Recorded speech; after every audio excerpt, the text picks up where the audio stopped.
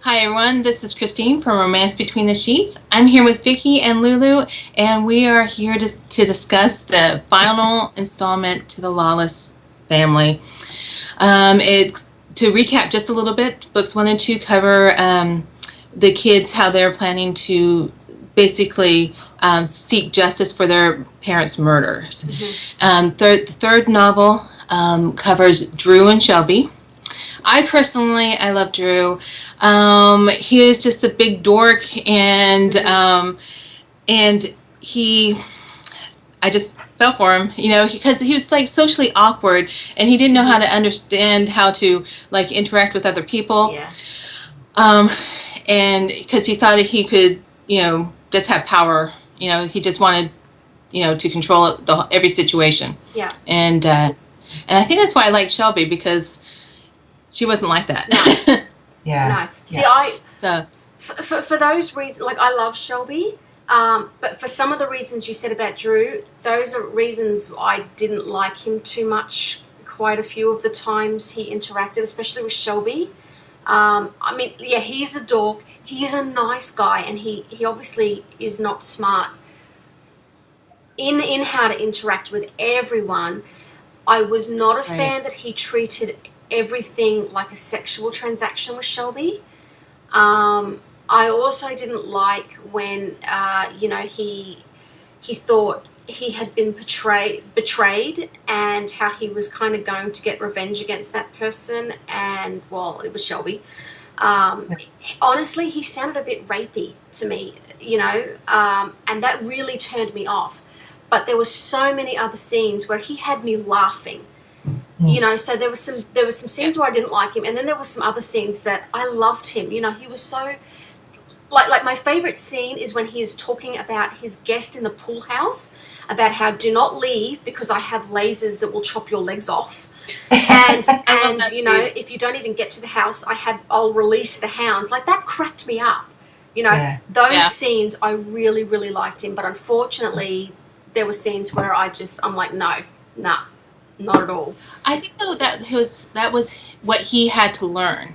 He was very socially awkward, right? And also, Chris, like he's carried his family since he was, since he got out of the home at 18, and he's just been so hell bent on revenge that I think in some ways he lost his way a bit, and he didn't know how to.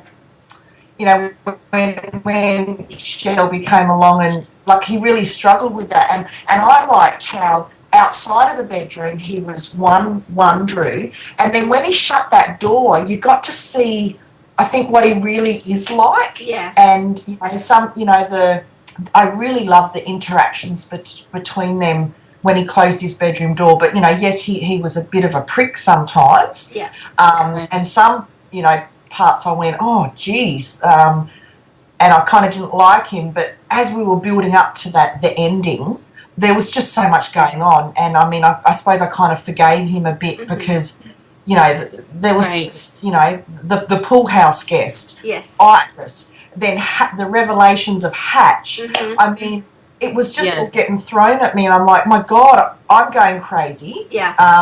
No wonder he was losing the plot a bit. Yeah. So, yeah, but, I mean, I just loved it. I just thought it was a great ending. I knew his story was going to be good, but, yeah. And I just hate Iris. Oh, yeah. Oh, gosh, yes. Yeah. Oh. There was, talking about, like, funny scenes, I love it when they are, I'm reading the thing, when he's talking about firing people. And she's just like, you just can't fire someone because they like the wrong house in Game of Thrones. And then Ryan backs him up. Yeah. Yeah. And I love that. Or talking about Doctor Who when they're having sex, it doesn't get any better than that to me. Yeah. He's an IT geek, and it was so cool. Yeah. Yeah. I really like that. And I like how the Taggets were brought in again. How what? The Taggets were in there again, like... Yeah, Charlotte. Oh, gosh. She's cool. And I think that's exactly what Shelby needed to hear in that moment. Yeah. Yeah. if you ever have a chance to read Ian's and Charlotte's story, Okay. it is so good. I just recently reread it. Okay. Yeah, it's really good. There's a little tiny spoiler here, because we can't really do this without saying that there's an introduction of a new character, and I think we all loved him. And to me he pulled the story together for me. He was a brilliant addition to the story, and a great really twist. It was a really, like, I mean, there are things in this series where, I'm kind of like, I can see something's going to happen. I can see something. Yeah. That was just like, what the heck? Where did that come from? Right. But it made sense. It worked, But even like the ending, when it all got tied in, like, I was thinking, oh my God, do not tell me, the wrong person who's going to get their revenge? Is it going to be, right, which major character? Because we know Drew had his revenge, but, there was Hatch, there's Iris, there's so many people that this whole story, it could have been any one of them getting their revenge on other characters. Yeah. And it just, I was beside myself right till the end. Yeah. And, so I must say it was a very well done, twisted story. So, very good. Yeah. Yeah. Oh, yeah. Yeah. No, it's such a hard. We really can't say a lot. This is going to be a short video review, I think. Yeah. We always say just that. We're We're have still to wind in it up. gone 14 minutes. So. The whole series for me has been 5 hearts, and I just really enjoyed it, and look forward to some next books. Yeah. Right. Yeah. And it was 5 hearts for me too, just because I loved how this story tied in to the Masters and Mercenaries, and I'm a huge fan of that series. And I loved how cases showing up throughout the story, throughout every novel, and of course Ian. He's always a great addition. I still gave the whole series, including this book, I've given 4. This was a book that I kind of really didn't put down. I read it in a day. I watched TV while I was reading, but I read it, started it in the morning, and I had finished it by that night. So I love a book that I can't pretty much put down. So there was that. The 2 things that kind of drop it down to 4 for me is Drew, or what I've already said about Drew. Yeah. And the second thing, and this is just me, because to me everything always needs to be neatly tied up, and all loose ends need to be done.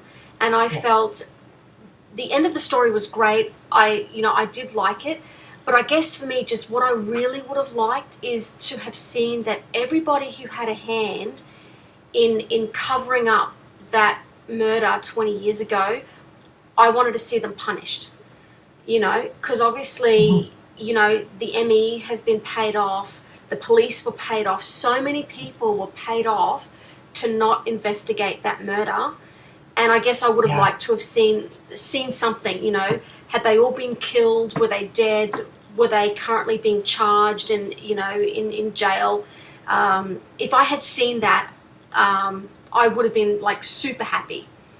I was happy for the family, definitely happy for the family, but that's just me. I like every little loose end tied up and put neatly in a box, and I just felt with that didn't happen. You wanted closure. Exactly. So, as what Ross and Rachel say in Friends, closure. So, Lexi, if you're listening, novella for just some, but because her series, like you said, this is like almost a spin-off or a connected series to the Masters of Mercenaries. Maybe we'll see that in another spin-off. You just don't know. Right. I guess I just want to see, because obviously, a lot of people were involved. I want to see punishment, Yeah. Right. It doesn't just end with one person. I can't see one person punished. It has to be everybody. Everybody. But yeah, no. I was just reading over the end scene before we joined, and I was like, oh my gosh, I got on the edge of my seat all over again. I was just like, okay, I know how it turns out. Why? Still does it to you. Yeah. Oh yeah. Yes. Definitely. Yeah. But no, I have to admit, I can't remember. Like I said, there were some scenes here that I really did laugh at, you know, and everything. And I don't remember that much in the first 2 books. Was there anything? I can't remember. Were there any funny scenes in the first 2 books? I don't. Look, there were a few. Actually, I must say, now that I think about it, in the first book, remember Mia was talking to. God, I'm trying to think of the girl's name, and she was saying about the sausage fest. Yes, they've got to have some more. So she had the sausage fest, and she was bringing in a bit of humour there. Yeah. And then I thought in the second book. That was all Ian, wasn't it? Yeah. He called them puppies and yeah.